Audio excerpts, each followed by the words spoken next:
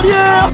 Allez Emilia, allez c'est bien Emilia, 24 ans seulement, la première victoire de sa carrière. Cet homme est un génie. Cet homme est un génie, c'est Mozart sur les skis. Oui, le 5 sur 5 pour Justine Brezan, c'est la folie dans les tribunes.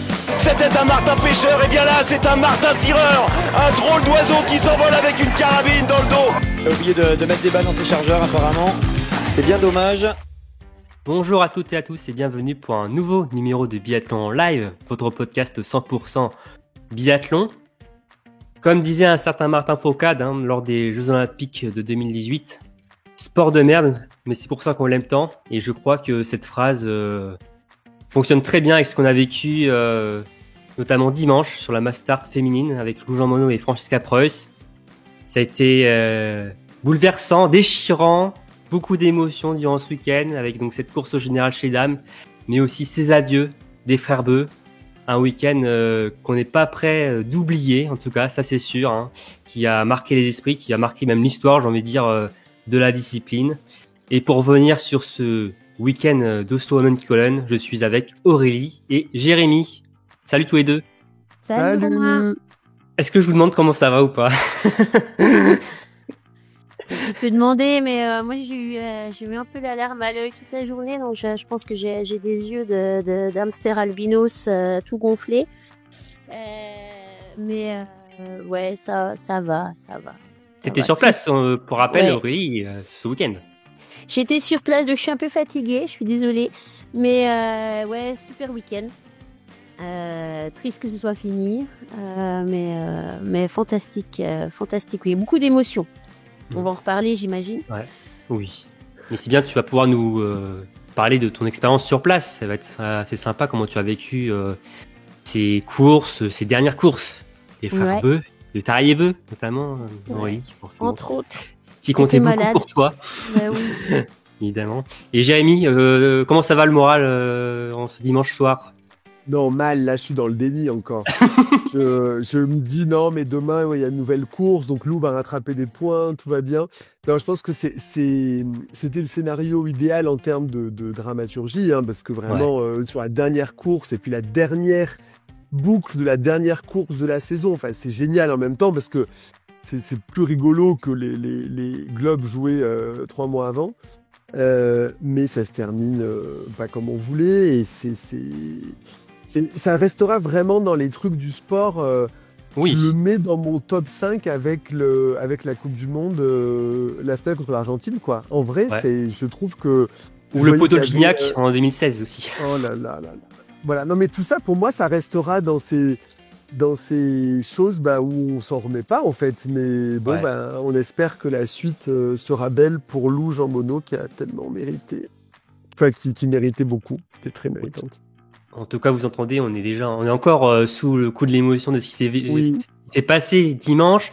Alors, pour le programme de ce débrief, on va faire un peu différemment des derniers débriefs, surtout qu'il y aura des bilans aussi de cette saison de Coupe du Monde, donc on pourra plus revenir sur l'entièreté de la saison. Là, on va revenir donc sur l'émotion, sur les courses au général dames et hommes, sur aussi la fin des frères Beu. On va quand même un peu parler des autres Français, mais on va surtout s'attarder sur donc ce combat légendaire, j'ai presque envie de dire, entre Franziska Preuss et Lou Jean Monod. Je vous demanderai aussi vos perfs et contre-performances. Et je vous donnerai aussi le programme. Il reste encore un programme, celui des championnats de France au saisie, ce week-end qui arrive à partir de vendredi. Dernière course pour les biathlètes français avant de partir en vacances. Bon, Jérémy, Aurélie, est-ce que vous êtes prêts pour ce débrief? Je sais pas trop, mais bon, on va essayer. Allez, c'est parti, jingle.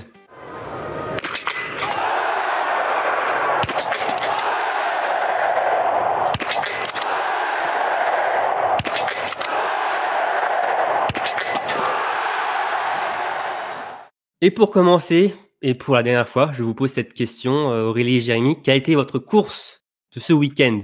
Aurélie, allez, t'étais sur place, est-ce que t'as fait ton choix? Là, c'est dur, Honnêtement, c'est compliqué de les sélectionner parce qu'il y a des raisons différentes pour chaque course. Mais bon, la Mass Start, il y a des émotions différentes pour chaque course, en fait. Si j'ai le temps d'aller vite fait, la poursuite féminine, parce que voilà, on a Lou qui revient devant et voilà, la poursuite masculine, on a Johannes qui perd le général. Pour de bon, il l'avait déjà pas très bien dans les mains. Le sprintum, la dernière victoire de Johannes. Et puis, on a la Mastart, enfin, les deux Mastart, quoi. La Mastart féminine pour son scénario complètement fou. Et puis, la dernière course des frères Beu, quoi. Donc, sportivement Donc toutes les courses, en fait. Toutes les courses, en fait, voilà. J'aurais pu garder le sprint féminin aussi pour les 2 dixièmes de temps. Sportivement parlant, celle avec le plus d'émotion, ça reste quand même la Mastart féminine. Jérémy en parlait tout à l'heure, ça reste une course totalement dingue, qui se termine mal, certes, mais sportivement, ça reste fantastique, ce genre de scénario-là. On regarde du sport pour ça aussi. Ouais. Voilà. Jérémy, même chose aussi, je crois, la Mastart féminine. Oui, parce que en fait, c'est quand même très rare que les 2 leaders du général se tiennent en si peu de points. Ça, on l'avait vu, mais qu'en plus, elles finissent la course. Comme il n'y a pas d'impasse, on sait qu'ensemble, et on sait que l'une doit être devant l'autre. Donc, c'est vraiment comme ce duel final et c'est magnifique à vivre. Comme une séance de tir au but, en fait, finalement. Un peu, ouais. Ouais, c'est ça. C'est que là, ça se joue sur cette petite chute. On ne sait pas le sprint. Moi, je vais me le refaire. J'ai mon idée sur le sprint final, mais ça sert à rien. Et en même temps, c'est une course qui va nous marquer et qui sera vraiment dans le panthéon du sport français, au moins. Ouais, ça reste un moment, quoi. Ça reste vraiment un moment sportif. Alors certes, il n'est pas en notre faveur, mais ça reste comme tu dis, c'est quelque chose dont on se souviendra, quoi. C'est un moment tragique. Pour le coup, c'était vraiment enfin, on parle que de sport finalement, faut remettre les choses à leur place, Évidemment. Mais en perspective. Mais sportivement, c'était tellement dingue, c'était tellement fou de voir Lou rater sa première balle. Et puis revenir, de voir Preuss revenir plus ou moins, de voir Preuss rater une balle après, de les voir jouer ensemble, de voir ces derniers tirs. Moi, les derniers tirs, j'avais les yeux fermés. Enfin, j'avais ma main devant les yeux avec une toute petite fente, vous voyez. Je comme les enfants. Mais exactement comme les enfants, le stress, le cœur dans la gorge. Enfin, j'avais vraiment et puis ça passe. Et puis elles partent les deux en même temps. Et puis ça tient. Bon, il y avait Elvira qui faisait de la figuration à côté finalement. Et puis t'as la chute, quoi. Comme ça, là, juste à la fin, quand elle rentre dans le stade. C'est terrible parce qu'on s'est tous projetés en fait sur ce final, sur ce sprint. Enfin, même la montée avant le sprint, parce qu'il y a aussi, il faut penser, il y a cette montée derrière le pas de tir qui est aussi très importante où beaucoup de différences ont été faites, notamment par Johannes sur Martin Fourcade en 2016. On se souvient tous de cette scène-là au Mondiaux d'Oslo. Et en fait, on s'était tous projetés sur ça et en fait, on a été coupé d'un coup l'herbe sous le pied. En fait, c'est mais ça a fait c'est choc, quoi. Dans les tribunes, on a vu la chute sur grand écran parce que, où ça dépend, mais le souffle s'est coupé. Il y a eu d'un seul coup, ça s'est éteint. Après, elle est remontée très vite. Elle a pas perdu beaucoup de temps finalement. Ça a pas suffi, mais c'est vrai qu'elle est revenue très vite, Lou. Mais il y a eu un instant comme ça où tout s'est arrêté. Et puis c'est reparti. Mais non, triste, cruel. Ouais. Oui, et puis du coup, Preuss n'a pas pu lever les bras et célébrer comme on sentait que, comme on rappelle qu'elle a quand même fait un virage un petit peu serré, elle a un petit peu, c'était quand même juste, un peu ténu, et donc elle n'a pas célébré. En fait, tout le monde était sur Lou en train d'essayer de lui remonter le moral, et finalement moins sur Preuss qui a quand même fait une saison c'est terrible pour les deux en fait, hein. C'est vrai que c'est terrible. Tout était parfait de bout en bout jusqu'à ces 200 derniers mètres en fait. C'est ça qui est terrible l'une pour l'autre en fait. Pour nous parce que on est supporters français, on est très terriblement déçus pour elle, mais pour Preuss aussi, on a senti qu'elle a pas pu savourer sur le moment où elle a franchi la ligne d'arrivée. Elle peut pas. Elle peut pas parce qu'elle sent que c'est pas été complètement net. Donc, puis elle sent que c'est vraiment cruel, quoi, de célébrer, et même, de sauter. On sent qu'il y a beaucoup de respect aussi entre les deux, donc aussi. Après, elle a été classe, hein, Preuss. Moi, je trouve, elle est venue parler à Lou tout de suite sur le podium. Elle l'a invitée sur la première marche. Je pense que elle a quand même été assez, assez classe, comme tu dis. Il y a beaucoup de respect, mais je suis pas sûre que dans d'autres athlètes ou d'autres sports auraient pu très bien célébrer quand même leur victoire, même s'ils avaient mais dans la même configuration de course, quoi. Je trouve que bon, Preuss a été quand même assez fair-play finalement. Oui, parce qu'elle sait aussi ce que c'est que de vivre une saison à jouer le gros globe. C'est les deux seuls qui savent cette année ce que c'était en termes de pression, en termes d'enjeux, en termes de médias. Donc elles font partie maintenant d'une petite élite de gens qui jouent le gros globe quoi jusqu'au bout. Ça va les lier quand même quelque part, ce combat. Bah, puis ce week-end, quoi, parce que vraiment, elles se sont tirées On- la À bourse ce toi, week-end moi, entre. On ouais, peut en revenir. ouais. On peut revenir dessus justement avec notamment déjà le sprint. Le sprint où déjà on a pris une première clim avec ces 2 dixièmes déjà. Alors là, on a pris tous un coup sur la tête, Jérémy. Euh, ça a été difficile à vivre, mais surtout forcément pour Lou, on s'est dit est-ce qu'elle va s'en remettre de ces 2 dixièmes? Oui, complètement. Et en plus, comme elle était renseignée, parce elle était après Preuss sur le sprint, on pensait qu'elle allait combler ses. Elle est sortie du deuxième tir, elle avait 4-5 secondes de retard, il me semble. 5 secondes 5. Ouais, c'est ça. Et donc, on a cru vraiment qu'elle pouvait aller la coiffer et revenir à 5 points. Et finalement, elle est 2 dixièmes d'écart et donc elle repère 15 points. Là, on se dit, bah, c'est peut-être Elle en terminé, perd quoi. 30 en fait. Elle en perd Ouais. 15 derrière et puis on fait gagner 15 de plus enfin, ouais. Mais c'est vrai que déjà ces 2 dixièmes étaient cruels hein, en soi. Enfin, c'est moche de perdre si près du but. Il y aurait eu quoi? Il y aurait eu 5 mètres de plus sur la piste. Elle passait devant, quoi. Il y a 1,20 m de différence de dixième, ça vaut. Ouais, Fait. voilà. Donc, comme quoi les marges sont vraiment minimes. Donc déjà ça, c'était cruel en soi de se dire ouais la clean comme tu dis hein, vendredi. Mais bon, Il y a quand même eu la poursuite quand même. il y a eu Ensuite, la poursuite fantastique. incroyable quand même. Incroyable. Lou, elle a fait craquer Franziska Preuss sur les deux bouts et sur le dernier tir où seule face à elle-même, face à ses cibles, où elle avait toutes les raisons du monde de craquer comme elle a pu le faire cette saison, en 9e mission notamment. Là, elle nous sort le 5 sur 5 et ce petit sourire après avoir lâché cette 5e balle, c'était génial ça. Ouais, magnifique. Ouais, Magnifique. super.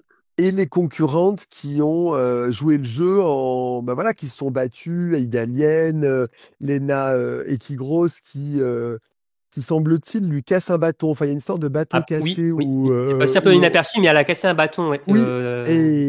Et donc c'est les deux grandes copines apparemment de RuPaul-Ding. Elles s'entraînent souvent ensemble, etc. Et elles ont joué le jeu et elles ont fini à fond. Et donc Preuss est 5e. Et là, on se dit, bah c'est bon, c'est le tournant du week-end. Lou récupère le jaune et 5 points d'avance. mais Lou elle est meilleure en chasseuse. Elle est meilleure en chasseuse. Et là, après, on a quand même senti sur la masse que y avait le poids du monde sur ses épaules. Et je sais pas. On l'a senti dès le début, hein. Dès le début, hein. Le premier tour était très bizarre. Je sais pas, Aurélie, toi qui étais sur place, elle s'est fait reléguer un peu. Elle arrive sur le premier pas de tir, un peu loin. Elle est obligée de faire. Ouais, je un sais peu pas. loin. Ouais. Oui ou non, parce que sur le premier pas de tir, ils ont leur stand officiel suivant leur numéro de dossard. Mais oui, mais à l'arrivée, elle est pas arrivée en première position. Ouais, dans elle est obligée de remonter un peu et donc elle Ouais. s'installe en retard par rapport à Preuss. Bah, c'est vrai qu'elle a mis très longtemps à tirer et puis c'est la première balle, non? Ou c'est je me rappelle plus. Elle loupe la dernière balle. La dernière, ouais. Ouais, et parce que Preuss a déjà fini, et elle voit que Preuss a fini et s'en va, et donc il y a un premier tour un peu spécial. Et même, en fait, on a senti même ce week-end, il y avait pas de différence à ski en fait entre les deux. Preuss était quand même présente, faut le dire, sur les skis, alors qu'on aurait pensé peut-être que ce serait compliqué. Là, finalement, c'était même armes égales finalement sur les skis. Ça s'est vu sur la mass start justement aussi, où Lou n'arrivait pas à reprendre du temps sur Preuss. Et même Preuss est remonté après sur Lou pour les derniers tirs, sur le dernier tir debout. Et c'est vrai que c'est un facteur qui pouvait pencher de base du côté de Lou, mais finalement elle ne l'avait pas, ce petit plus. Non, parce qu'elle skiait les deux dans les skis, avec les tours de ski d'Elvira en fait. Elle skiait avec Elvira qui reste un bon moteur à ski en général. Mais c'est vrai que, ouais, je sais pas. C'était quand même un week-end incroyable hein, pour ce circuit féminin. Honnêtement, j'aurais jamais pu imaginer qu'on C'est quand vivrait. la Je dernière pense. fois qu'on a vécu une telle course? Enfin, c'est quoi votre souvenir le plus marquant qui Ben, vaut cette course-là, en fait? j'y pensais justement dans l'entrecourse entre les femmes et les hommes, et je me dis, mais j'ai pas souvenir d'avoir vu une fin de saison comme ça. Est-ce qu'il y aura, ce serait pas, peut-être, j'en parlais tout à l'heure, le final de Martin Fourcade et Johannes Beu sur la Mastart des Mondiaux 2016? Ouais, Non. peut-être. Alors, c'est vrai qu'il jouait une médaille de champion du monde. Il Ouais. jouait pas un gros globe, quoi, mais c'est vrai que je sais pas si c'est pareil parce que Johannes et Martin, ils s'étaient pas tiré la bourre comme ça toute la saison, cette saison-là. Là, par contre, c'est vrai que c'était dramatique dans le sens où Martin avait tout gagné. Et puis là, il s'est fait rattraper par le petit jeune Johannes Beu qui arrive derrière, dans la montée dont tu parlais tout à l'heure, là, derrière le pas de tir. Euh, c'est vrai que c'était curieux parce que on n'imaginait pas Martin partir devant après son dernier tir et puis finalement pas gagner, enfin perdre à ski quoi. À cette époque-là, on voyait pas Martin perdre à ski. Il était le plus fort, enfin sans même, il n'y avait pas de compétition finalement. Et de voir Johannes arriver comme ça et le passer, je revois ce moment, hein, et le passer comme ça et puis finalement lui prendre la dernière course des mondiaux après 2 semaines de course où il avait tout gagné. C'est vrai que c'était aussi un moment dont moi je me souviens un peu comme aujourd'hui et c'est un moment qui reste quoi, qui Ouais. marque. Mais c'est pas tout à fait pareil dans le sens où Oui, c'est pas le même. ouais, parce que là, il y a la dramaturgie du jour, mais il y a aussi la dramaturgie du week-end où elles se sont passées le jaune Puis de d'une la nuit à saison. l'autre, de la Mm. saison même. Et puis là, vraiment, où Francesca Preuss avait pris le devant, finalement vendredi, et Lou était revenu samedi. Et puis, cette dernière course aussi dramatique, dans le sens où vraiment jusqu'au dernier. Et j'aurais aimé tellement que ça se finisse au sprint. Pour le coup, vraiment, j'aurais adoré que ça se finisse au sprint. Oui. Mm. Et On aurait été déçus si Preuss avait gagné, mais on n'aurait pas ce petit truc en travers de la gorge ouais, avec c'est cette ça. chute. Ça aurait changé les choses Ouais. et la fête aurait été quand même été plus belle, on va dire. Voilà, sans ça. Ouais, ça aurait été plus. Mais même ça, j'ai pas souvenir. Alors que si des gens nous écoutent s'en souviennent, mais j'ai pas souvenir un gros globe se soit joué au sprint sur la dernière course de la saison. Non, J'ai parce pas. qu'en Alors, plus, il y avait les impasses. Vous vous rappelez? Oui, c'est vrai qu'il y avait Il y les avait, donc, impasses. il fallait faire Mm. les comptes et c'était beaucoup moins net parce qu'il fallait se dire est-ce que c'est sa plus mauvaise course, sa moins bonne Ils étaient revenus sur Cathy Willem, là, mais ça remonte, hein, où ça s'était joué à très peu de points, même à égalité au nombre de victoires, mais c'est vieux. sinon on peut se rappeler de Martin Fourcade et Johannes Beu en 2020, Oui, où Oui, j'y Martin a le pensais dossard aussi. jaune. Ouais, ouais, ouais. Mais après, le contexte, enfin, c'est pas pareil. non, c'est pas pareil, hein. Même si C'est finalement c'est presque pareil, mais c'est pas pareil en fait. ouais. Il manque la dramaturgie totale en fait de ce qu'on a vécu ce dimanche à Holmenkollen. Et je pense que oui, ça dépasse tout là ce qu'on a vécu et c'est triste, c'est dommage pour nous, mais en même temps c'est tellement incroyable quoi. Ouais. Enfin, Mais et j'espère justement vraiment si qu'elle aura un gros globe, pardon. si ça peut l'aider et justement Ouais, ça ferait son histoire en fait, comme un Ouais. Martin Fourcade qui a échoué sur la Mastart aux Jeux Olympiques, Sochi 4 ans plus tard remporte ce titre ouais. au sprint, C'est vrai. la même chose en fait au finish, quelques Au jeté centimètres. de ski, ouais. Au Voilà. Ouais. jeté de Et ski. c'est ce qui fait la beauté et la grandeur en fait de ce qu'a fait Martin et si Lou ça peut l'apporter et le rendre encore plus beau, ce qu'elle peut accomplir plus tard. Oui, je signe tout de suite en fait. Bah Évidemment, on n'est pas pareil. là. On va voir comment Lou va aussi se remettre de tout ça parce que là, elle était à chaud dans l'émotion, elle est contente pour Preuss, elle était très fair-play. Mais quand on va rentrer chez elle, sans doute que ça va tomber. Ça va être très difficile. Et après, on connaît le caractère de Lou. Je pense que elle va pas dire son dernier mot et clairement, le gros globe, ça sera pour elle l'année prochaine, je l'espère, mais elle va pas le laisser passer deux fois, dans cette façon-là en tout cas. Ah, Donc, écoute, moi je donne tout. Enfin, je signe tout de suite aussi pour avoir une dernière course de la saison comme celle-ci, avec un résultat inverse l'année prochaine, quoi. Parce que c'est comme disait Jérémy tout à l'heure, d'avoir comme ça où tout se joue sous la dernière course, au lieu d'avoir tout bouclé dès le mois de février, on sait déjà qui va gagner le général. C'est pour ça qu'on regarde du sport quand même. Ouais. Et en plus, l'année prochaine, avec les Jeux Olympiques, ça y est, d'être une Oui, saison incroyable. oui, Hein. c'est Donc, vrai. oui, puis ça va peut-être éviter la fameuse décompression l'année post-Gros Globe. Parce qu'on a vu Lisa cette année, c'était quand même Ouais. compliqué, parce qu'on l'a pas vu de la saison. On a vu pour Quentin et d'autres que ça peut être très difficile. Donc là, elle aura pas la décompression, elle aura encore Elle voilà, aura le la mort aux dents. revanche. Ah ouais, elle Ouais. aura envie de tout faire péter. Et donc, moi, je l'attends à Antols, là, Antols 2026, quoi. Voir si. Parce que je pense pas qu'elle puisse se dire ah, j'ai fait une saison pourrie. Ou... Non, mais évidemment, mais elle peut pas trop s'en vouloir. Elle a tout donné, vraiment, jusqu'à ce dernier week-end. Donc, et ça fait que 3 saisons qu'elle est sur le circuit principal. ouais. Donc, et elle a 26 ans. Preuss en a 31. Donc, il y a peut-être aussi ce truc, se dire j'ai encore des saisons pour faire mon meilleur biathlon et gagner ce gros globe et c'est pas fini. Et c'est un peu différent d'un athlète en fin de carrière qui se dit bah, je l'aurai plus. Voilà, j'ai passé ma chance. Là, sa Ouais. chance, elle l'a pas passée. En tout cas, j'espère. Mm. En J'espère. tout cas, pour la chute, apparemment, donc Preuss n'a pas touché Lou Jean Monod, hein, même Lou l'a dit, donc il n'y a pas eu contact. Preuss a quand même un peu serré, mais personnellement, je trouve que ça aurait été quand même embêtant de porter réclamation et que ça passe, parce que clairement, ça aurait entaché, je trouve, ce gros globe. Enfin, ça aurait gâché complètement la fête, je trouve, même pour Lou. Enfin, je sais pas ce que vous en pensez. Si la réclamation serait passée. Moi, je pense que, enfin, à partir du moment où il n'y a pas eu contact, comme tu dis, où ça reste un peu dans le flou des règles sur, je sais pas si elle l'a serré vraiment, si elle l'a, enfin, un peu coupé dans le virage.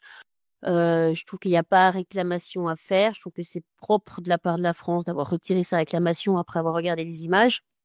Je pense qu'effectivement, Lou n'a pas envie de gagner le gros globe comme ça. Je pense que Preuss, c'est moche aussi de lui faire perdre le gros globe comme ça, quoi qu'on en dise. Donc non, pour moi, il n'y a pas vraiment de discussion ou débat, c'est un fait de course. C'est dommage, c'est tragique, ça arrive au pire timing de l'histoire du biathlon, je pense. La pire course où il faut chuter, le pire endroit de la... mais ça reste qu'un fait de course au bout du compte. Ça arrive. Ouais, je suis tout à fait d'accord. En plus, vu le poids quand même des Allemands dans le biathlon,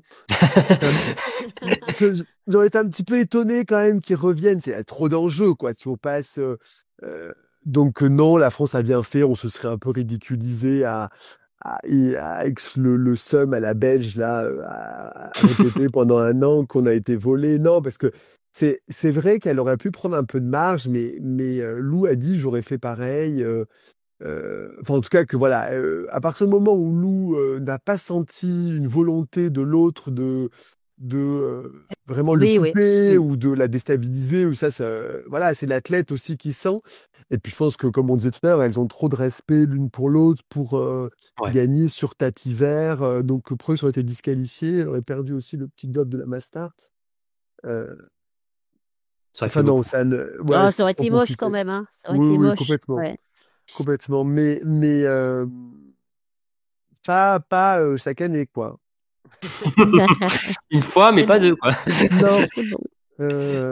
Mais en tout merci. cas, ça a enflammé forcément les réseaux sociaux, cette chute. Je pense qu'aussi, il faut le dire, les chaînes ont un peu leur part de responsabilité, notamment la 21, qui ont quand même été assez critiques, je trouve, envers Franziska Preuss.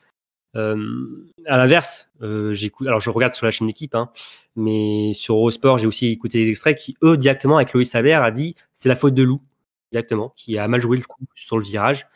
Je suis plutôt d'accord avec lui, donc de ce côté-là, et je trouve que la chaîne d'équipe ont été assez durs et voilà, ils étaient tellement à fond derrière Lou que malheureusement, je pense qu'ils étaient aussi sous le coup de l'émotion, comme beaucoup Ouais. de gens. C'était pas objectif. Sur TV2, par contre, Thierry Lecoff qui commentait, elle en a pleuré, hein. Pas spécialement parce qu'elle supporte Lou par rapport à Franziska Preuss, mais je pense qu'elle arrive à se mettre dans les chaussures de ski de Lou qui jouait comme ça son gros globe et je pense qu'elle arrive à se mettre à sa place d'athlète et se dire que c'est quand même, elle a trouvé ça très triste de perdre de cette manière, quoi. Enfin, que ça se termine comme ça, voilà. Ouais. Bon, en tout cas, Ouais. pour le bilan féminin, on viendra sur la saison de Lou, hein. Incroyable cette saison de Lou avec 8 succès, 2 petits globes. on ne les oublie pas quand même, ceux de la poursuite Non. et de l'individuel. Donc bravo à Lou pour cette incroyable saison. Plus le relais, plus Oui. les nations. Donc il y a des médailles Où aux elle a mondiaux aussi. Donc grandement participé à tous oui, ces succès. totalement. Et comme un petit mot sur Prost quand même, parce que là on était par rapport à Lou, mais enfin c'est une victoire qui peut pas être contestée au général. Elle le mérite complètement, cette victoire Prost qui a porté le dossard jaune. Il y a une certaine, je sais pas comment dire, mais le fait qu'elle ait porté le dossard jaune tout l'hiver, je sais pas si c'est logique en tout cas, mais voilà, c'est totalement mérité, je trouve. Bah, elle a pas démérité du tout. Preuss, elle reste une victoire, une gagnante du général totalement légitime et enfin, c'est une belle gagnante du général. Elle a fait une très belle saison. Elle a couru longtemps après ce général et après une belle saison comme ça, une saison pleine, Preuss. Avec des donc, problèmes de santé. Exactement. Et donc, comme tu disais, elle est plus non plus dans c'est pas l'avenir du biathlon allemand, on va dire, Preuss, maintenant. Donc, ça reste, et donc, bah, c'était peut-être son année. Voilà, tant mieux pour elle. Elle a été solide toute la saison, finalement. Elle a eu peut-être quelques petits coups de mou seulement, quelques courses, mais finalement, elle a été régulière et puis robuste toute la saison. Elle a tenu le coup. Et on Et en parlait puis, en début de saison. ouais. Est-ce qu'elle sera là? Est-ce qu'elle sera là en fin de saison, Preuss? Ah ouais, elle était là. Hein. Elle était là et avec ses stats, 96% au tir couché, quoi. Le métronome. C'est Ouais. quand même, et 88 au debout. Ça reste des stats de fou. Et comme tu disais, Romain, en plus, sur les skis, voilà, il y a des. Lou, enfin, et d'autres, étaient parfois quand même un peu meilleurs, mais elle a gardé quand même une bonne forme jusqu'au bout. Et donc, bien sûr, elle le bat complètement. Et cette régularité. Lou a eu une étape vraiment loupée au Grand Bornand. Preuss, elle s'est loupée un peu sur les étapes allemandes. À Beurre. Mais, ouais, en particulier. Mais elle a quand même été, voilà, toujours, les fleurs, quoi. Elle peut ouvrir un magasin, je pense. Elle était tout le temps dans les 6. Et donc, oui, bien sûr, elle le mérite. Et puis, bah voilà, je pense qu'on en parle souvent, mais le biathlon allemand qui était quand même parfois un peu en difficulté, là, ça faisait depuis Laura Dahlmeier qu'ils n'avaient pas eu le gros globe. Donc, bah, c'est chouette pour eux. Voilà, c'est chouette pour eux aussi Pour nos amis qu'ils aient allemands. cette belle victoire. Pour nos amis allemands, exactement. Voilà. Qu'on fait pas mal de bruit dans les tribunes quand même, Aurélie. Hein, Ouais, ils étaient contents. Ils étaient un petit peu éteints hier, enfin samedi, mais ils étaient contents. Ils étaient très contents aujourd'hui. Après, je les comprends. Hein. À leur place, j'aurais fait pareil. Je pense que oui, en tant que Français, on va pas non plus. Oui, Non, on fait pas mal de bruit aussi. Hein. Ouais, beaucoup de Français. Ils faisaient beaucoup de bruit aussi. Mais c'est vrai que les Allemands, bah ouais, ils étaient contents. Après, j'imagine que bah nous, cette chance n'a pas tourné de notre côté, mais on aurait gagné de cette manière, sans la chute de Preuss, mais on aurait gagné comme ça à la fin au sprint. Ça apporte quand même un plus à la victoire, quoi. Ouais, non mais en tout Des cas, émotions en plus, voilà. c'était fort, fort en émotion et on a, je pense, qu'une seule chose à dire à ces deux athlètes. Merci à Lou et merci à Francie pour cette saison incroyable, pour ce dénouement incroyable. Ouais. Dommage pour ces 200 derniers mètres forcément, mais merci pour cette course, cette master d'anthologie qui va rentrer dans l'histoire du biathlon, clairement. Ouais. C'était incroyable de bout en bout. Et puis à l'année prochaine, hein. À l'année prochaine, on verra si Franzi sera toujours là parce que on sent pour Preuss, ça a été une charge mentale très très difficile pour elle. Est-ce qu'elle va être capable de pouvoir rejouer, se mettre que sur les Jeux Olympiques? On verra. Mais en tout cas, si on peut avoir une belle entre ces deux-là, avec peut-être encore Lisa Vitozzi de retour ou d'autres athlètes, on est pour. Et en tout cas, non, c'était merveilleux à vivre cette saison et bravo à ces deux grandes dames qui nous ont fait rêver tout au long de l'hiver. C'était magique. Donc merci. Donc voilà, on arrête sur cette partie de Lou Jean Monod. Malheureusement, on aurait voulu cette belle victoire au général, mais c'est ainsi. Bravo à Franziska Preuss. Alors, on n'a pas le gros globe chez les Françaises, mais on a le globe de meilleurs jeunes. Yeah! Pour Océane. Ouh. Océane. Ça tombe bien, c'est celui qu'on voulait, hein. C'est celui. Ah oui. Ah oui, oui, Le oui. gros globe, c'était 10 bonus, d'accord. Ouais. Le dossard bleu, nous, c'est Wouhou! notre- Voilà. Non, on va pas nous croire, je crois, Aurélie et Jérémy. Donc non, Océane Michelon qui remporte le dossard bleu, le classement de meilleur jeune U23, devant Jeanne Richard, 5 points devant sa copine. Hein. Jeanne qui avait fait les quarts hein, après la poursuite, elle avait fait 24 points il me semble. Hein, donc elle avait pris un peu ses aises, Jeanne, mais finalement tout s'est renversé sur la mass start avec Océane qui a fait une magnifique 4e place, qui était d'ailleurs sur ce dernier tir avec Lou, Franzi et Anna Heuberg, mais qui quand même fait une très belle 4e place. Jérémy, super saison d'Océane et récompensé par ce beau dossard bleu. Ah oui, oui, elle nous a impressionnés. Océane, sur les mass start, elle est redoutable. Elles se sont tirées la bourre avec Jeanne et ça, c'est chouette. Ça veut dire que voilà, c'est aussi la relève voilà, du groupe féminin. Donc c'est vraiment cool. Que ce soit pour l'une ou pour l'autre, c'était vraiment très bien. Et ouais, Océane, elle s'est fait vraiment une place en équipe de France là en très peu de temps. Et vraiment, bravo à elle, c'est top. Franchement, c'est une incroyable saison. Finit quand même au général extrêmement bien placé. Ouais. 5e, juste derrière Jeanne pour le coup. Non, pas juste Juste Jeanne. derrière Elvira, quand même. Grand Juste nom derrière du. Elvira. Ouais, à 1 point, non? Ouais. Ouais, Quand même, première saison complète sur une Coupe du Monde. Tu finis derrière Elvira Heuberg, ça va, c'est classe, quoi. À 1 point. Mais ouais, Aurélie, super pour Océane, mais compliqué pour Jeanne qui, alors je le disais, Francis Capois qui a porté tout l'hiver le dossard jaune, c'est un peu la même chose pour Jeanne qui a porté quasiment toute la saison le dossard bleu qu'il a un peu passé à Océane. Ouais. Là, Jeanne, malheureusement, il échoue à 5 points. C'est finalement l'une ou l'autre. Pour nous, ça nous allait, hein, mais forcément pour Jeanne, bon, c'est dommage. Bah, j'imagine que c'est dur. Je pense que voilà, elle a pas réussi. Elle a pas fait un week-end complètement dégueulasse non plus à Oslo, mais elle a pas réussi à marquer assez. Enfin, ouais, le week-end est moins bon que ce qu'on attendait. Enfin, ce que Jeanne a montré précédemment. Je pense qu'elle est fatiguée. Je pense qu'il y avait le poids de la saison sur les épaules ou dans les skis, hein, dans les pattes tout simplement. Elle semblait un petit peu moins en forme qu'Océane. On le sentait un petit peu le week-end dernier. Enfin, on sentait un peu plus Océane, un peu plus encore en jambes. Après, bon, elles sont quand même restées dans la roue l'une de l'autre toute la saison. Moi, je trouve que c'est incroyable qu'elles aient tenu toute une saison entière. Finalement, Jeanne, elle a flanché entre guillemets hein, que sur le dernier week-end. Donc bravo à toutes les deux, mais j'imagine qu'elle doit être déçue, oui. Effectivement, pour elle, ça reste triste, quoi. Quand même aussi un beau duel hein, franco-français. Sina Grossian qui était dans le coup avant cette étape, on a perdu tout espoir sur le sprint. On l'a pas vu à la télé, mais elle a chuté sur cette course, donc elle n'a pas pu prendre part à la poursuite. Donc malheureusement pour l'Allemande, elle a été éjectée de cette course au dossard bleu. Bon, elle avait déjà quand même quelques points de retard. Hein. On sentait l'Allemande déjà un peu émoussée. Pas tout à voir les Allemands. Hein. Non. Oui. Faut partager.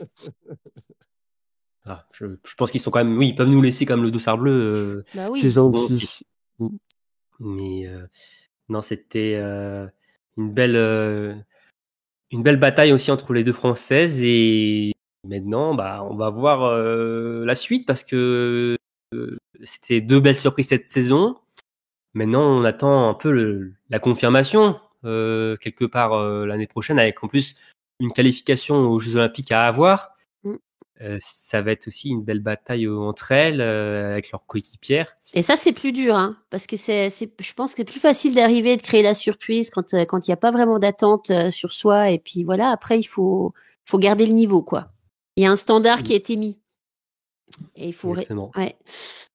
Donc bravo à Océane pour ce globe et aussi bravo Jeanne hein, pour cette super saison. Il y avait alors en tout il y avait 9 Françaises sur cette étape. 9 Françaises. Il fallait avoir les yeux un peu partout, notamment sur le sprint. Alors, on va pas revenir sur toutes les performances, mais Jérémy, il y a quand même ce premier week-end en Coupe du Monde magnifique de Camille Bennet, qui nous fait 13e Mais du sprint, oui, 15e de la poursuite et 16e de la mass start. La poursuite, où elle est deuxième sur le dernier tir. incroyable. Elle a marqué Ouais, les quand esprits. elle arrive, mm. ah ouais, quand elle arrive avec sa coupe bien visible et cette énergie, elle avait tiré vraiment parfaitement. Moi, j'y ai cru, quoi. Je me suis dit, elle est double podium pour sa première étape de Coupe du Monde. C'était quand même vraiment hallucinant. Mais voilà, bon, je suppose qu'elle a été prise un peu par l'enjeu, ce qui est complètement normal, quelque part. Mais voilà, et pareil, on parlait des jeunes qui montent. Elle, pareil, il faudra voir ce qui se passe pour elle pour la suite. Mais elle a un gros potentiel, Camille Bennet. Mm.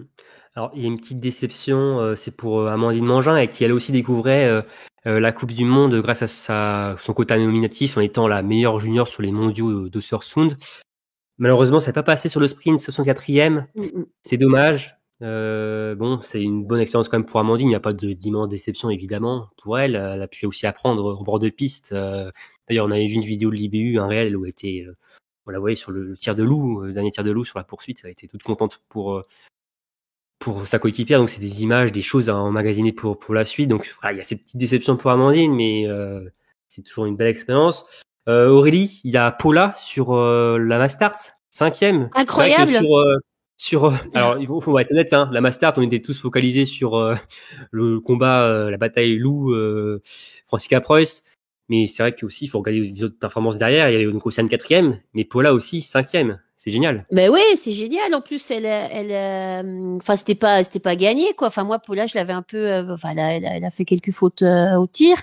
Je la voyais pas comme ça. Enfin, à son dernier tir, où d'un seul coup, je me suis rendu compte que, finalement, elle jouait devant. Et puis elle est pas loin non plus, hein. Elle fait pas, enfin, elle est à, Ouais, 20 secondes. 19 secondes. elle est vraiment pas loin, quoi. Pour le coup, bravo, quoi, parce que c'était quand même une course qui avait l'air compliquée, hein. Sa faute, il y a eu un 20 sur 20. Je sais pas, j'ai pas analysé la course, mais il y en a eu. Il y a une polonaise, mais je vais pas dire le nom. Je vais pas osé le prononcer. Natalia, on peut l'appeler Natalia. Voilà. Ouais, Comme ça, on prend pas de risque. Ouais. Natalia Tidorovic. Parce que ça tournait beaucoup, hein, quand même, hein. Moi, j'étais vraiment en face de l'anneau de pénalité. Ça tournait. Tu penses à Doro, peut-être? Doro, je l'ai beaucoup vu, effectivement. Doro a beaucoup tourné. Lampitz, 9 tours aussi, hein. Ouais, mais Ça a fait du chemin, hein. ouais. Mais elle était un peu plus fondue dans la masse que Doro. Doro était quand même loin derrière. Mais donc Doro, il restait souvent plus qu'elle sur le stade, la pauvre d'ailleurs. Mais c'est vrai que Paula, oui, effectivement, comme tu dis, Romain, c'est vrai que j'ai pas trop regardé sa course parce que il y avait trop de choses qui se passaient devant. Mais bravo à elle quand même, parce qu'elle avait l'air compliquée cette Mastart. Ouais, même en début de week-end, elle n'était pas forcément en forme comme elle l'était en IBU Cup ces derniers jours. Alors elle n'était pas en entraînement, au premier entraînement mardi. Peut-être qu'elle avait une petite maladie, je sais pas. Alors là, c'est vraiment la supposition. Oui, mais il y avait un petit virus au CN, on a parlé en interview. Elle disait qu'il y avait un petit virus qui traînait dans l'équipe. Et donc, c'est peut-être pour ça. En tout cas, il y avait un petit truc d'hiver là. C'était pas la Paula Beauté qu'on avait eu en IBU Cup ces dernières semaines, où elle avait des temps de ski incroyables et qui aurait pu lui permettre de jouer plus devant sur le sprint et la poursuite. Mais en tout cas, ouais, super course de Paula qui finit bien aussi sa saison. Des résultats même aussi pour Camille très importants, hein, cette étape, hein, en vue de l'année prochaine, des groupes nationaux pour cet été. Ah ouais. On va voir comment vont être faits les groupes. Ça va être un sacré déchirement pour les coachs parce que ils vont pas prendre 9 athlètes dans le groupe A. Ça risque d'être improbable. On sait qu'il y aura 7 athlètes, 7 françaises en début de Coupe du Monde la saison prochaine grâce à la victoire de Camille Bennet au gros club de l'IBU Cup. Est-ce que Camille aura ce quota? Pas sûr, c'est plus un quota nominatif. Donc bon, c'est assez flou, on y verra beaucoup plus clair lors des groupes nationaux qui seront constitués en mai. Mais c'est vrai que c'est des résultats qui peuvent compter sur Oslo Women Cohen. C'est pour ça que Camille nous disait en interview que oui, ça va être du plaisir, mais j'ai envie de faire mon 100% de biathlon parce que ça peut être des courses qui peuvent être très importantes pour la suite de sa carrière. Alors, c'était pas forcément des courses importantes pour la suite de la carrière de Julia ce week-end. Alors, elle a joué le globe de la poursuite, mais face à une grande luge en mono, c'était compliqué de le gagner. Julia 5e sur le sprint.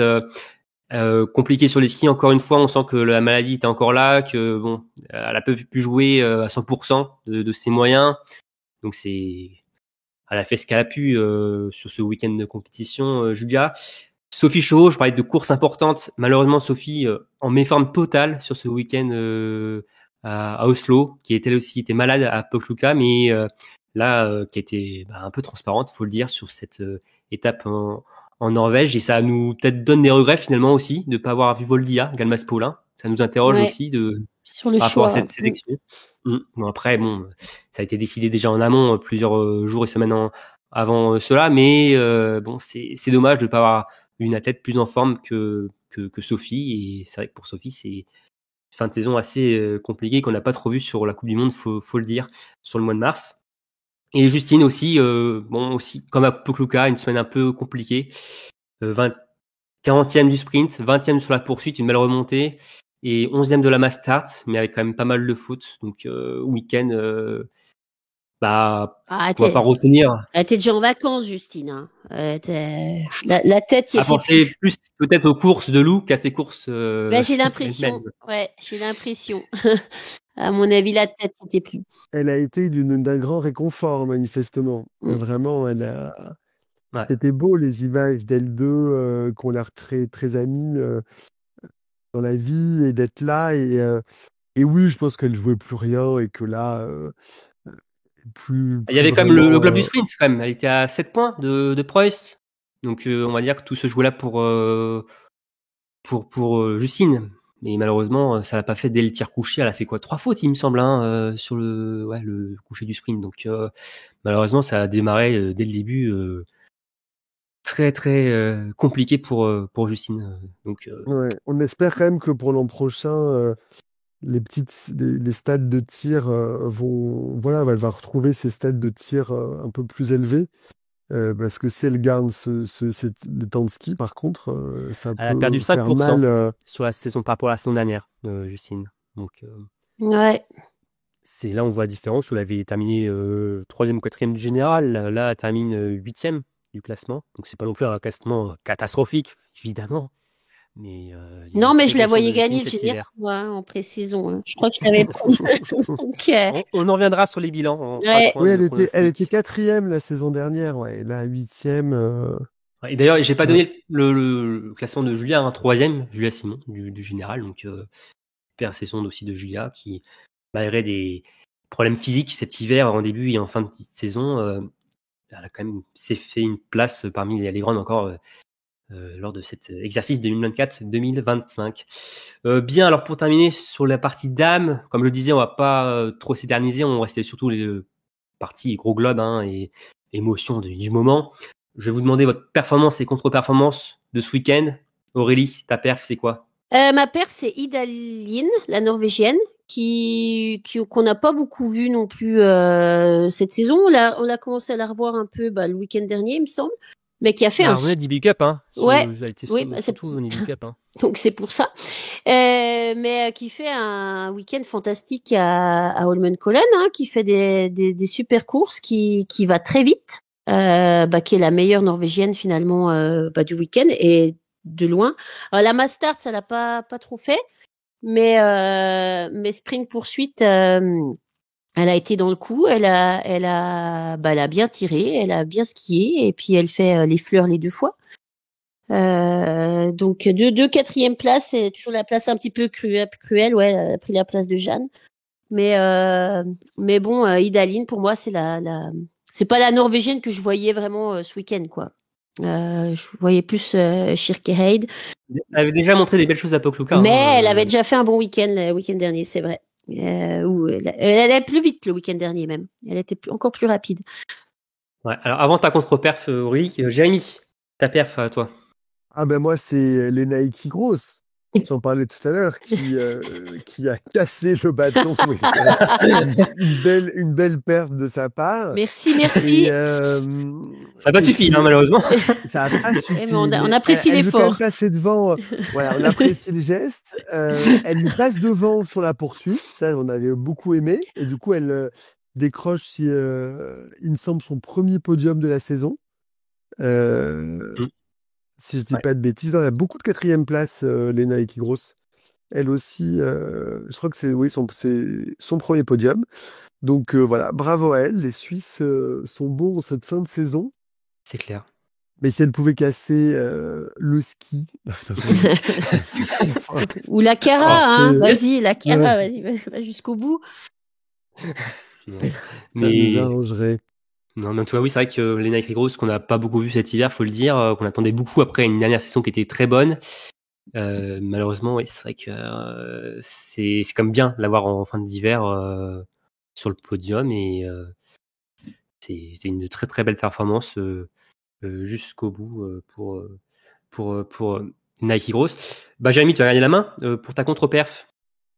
Ben, bon, on en parlait un peu tout à l'heure, mais Doro, ce week-end, c'était compliqué. Elle a décalé le protocole podium parce qu'elle faisait des tours. Elle tournait et des encore, tours ouais. sur elle tournait encore sur la Mastart. Là, elle y est encore d'ailleurs. Elle fait non, mais c'est quand même deux gros globes. Et donc, bon, on parlait des saisons. C'est vrai, ça fait un peu de la peine, hein. Bah, et Oui, surtout... parce on parlait des. Pardon, vas-y. Non, j'allais dire que surtout que Doro, elle va moins vite à ski, on le sait, mais là, c'est sur le pas de tir, quoi, que ça faisait de la peine. Oui, voilà, elle tournait. C'est pas la Doro qu'on connaît, quoi, qu'on connaissait. Oui, 8 tours. Et c'est vrai qu'on le disait, les frères Beu n'auront vraiment pas fait la saison de trop, surtout Johannes, qui je pense aurait pu se permettre encore un petit peu. Mais voilà, on espère que d'aller jusqu'au JO l'an prochain, elle continuera à être quand même performante On sur les l'espère, ouais. skis pour elle et par rapport à toute sa carrière. Et là, à 8 tours, ouais, peut-être qu'elle était un peu en roue libre, comme on dit, Ouais, mais ouais. c'est pas habituel.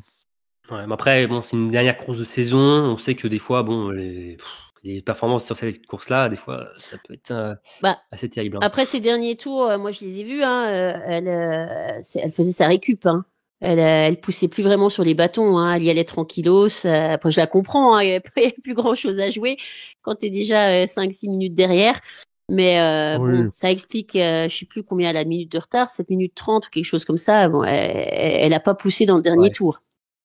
À penser déjà à sa réservation sur Booking pour les prochains Je jours. pense, elle pense à la fête d'après, à mon avis. Ou elle pensait à son dossard tricot.